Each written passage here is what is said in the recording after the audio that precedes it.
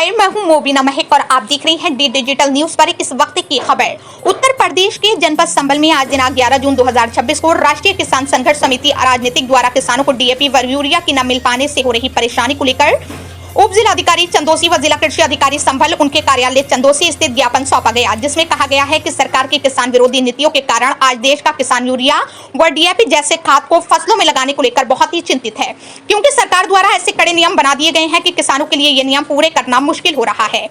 1 एकड़ भूमि पर एक सीजन में 2 कट्टे उर्वरक खाद व दूसरे सीजन में भी 2 कट्टे खाद ही मिलेगा, जबकि आलू, गेहूं, धान, गन्ना जैसी फसलें पैदा कर रहा है।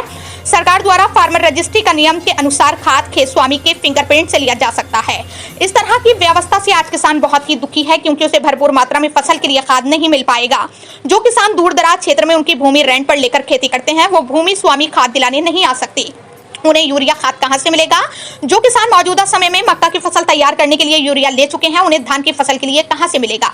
इसकी व्यवस्था की जाए, क्योंकि सरकार ने 2 फैसले ही मानी हैं, जिनमें धन और गेहूं है। जिन ग्रामों में मौजूदा समय में चकबंदी चल रही है, तो उन किसानों की फार्मर रजिस्ट्री नहीं हो रही है, जिस कारण किसानों के लिए खाद लेना मुश्किल हो रहा है। जिन किसानों की मृत्यु हो चुकी है, उनके वारिसों के नाम खतौनी दर्ज नहीं है। उन किसानों की फार्मर रजिस्ट्री कैसे होगी? व्यवस्था अलग से कराई जाए। किसान पूरी तरह टूट चुका है और न किसानों को फसलों का लागत मूल्य भी नहीं मिल पा रहा है। इस मौके पर राष्ट्रीय अध्यक्ष रामेश्वर दयाल शर्मा ने कहा कि सरकार किसानों की जमीन छीनना चाहती है। वो ऐसे कानून पहले भी बना चुकी है और फिर बना रही है। ये सरकार सड़कों व अन्य किसान कार्यों के नाम पर किसानों की भूमि अधिग्रहण अधिक मात्रा में कर रही है, ताकि किसान भूमिहीन हो जाए, मगर किसान ऐसा नहीं होने देंगे। आज सरकार किसानों की कृषि भूमि को हड़पना चाहती है। सरकार के ये मंसूबे कभी पूरे नहीं होने देंगे। बहुत जल्दी किसान सड़कों पर उतरकर इस कानून के विरुद्ध आंदोलन करने की रूपरेखा बना चुके हैं और जल्दी एक बड़ा आंदोलन के विचार बना रहे हैं, जो कि आर पार की लड़ाई होगी। ज्ञापन देने वालों में राहुल कश्यप, मदन पाल लेखराज, ओमवीर सिंह कठेरिया, रामपाल सिंह, सुमित तोमर, अमर सिंह तोमर, वीरेंद्र तोमर, चीनू जैन आदि भारी संख्या में किसान मौजूद रहे। संवाददाता रवि कुमार की रिपोर्ट। हमारे डी डिजिटल न्यूज चैनल को सब्सक्राइब करना ना भूलें, लाइक करें, शेयर करें और कमेंट करना बिल्कुल भी ना भूलें। और जी, आपका क्या नाम है?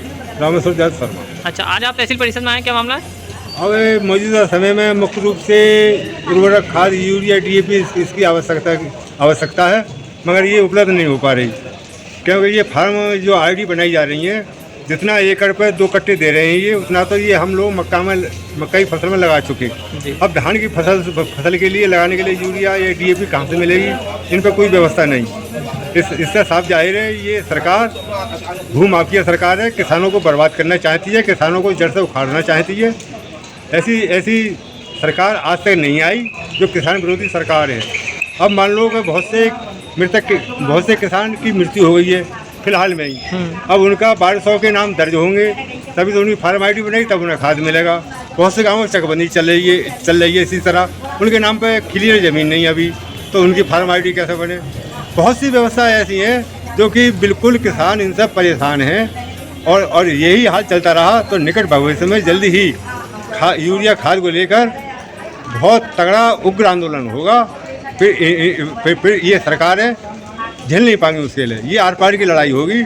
ये सरकार को और ना अब ये समझ लो कि डीजल की रेट बढ़ा दिए, हर चीज़ की रेट बढ़ा दिए, बिजली के रेट बढ़ा दिए 10%।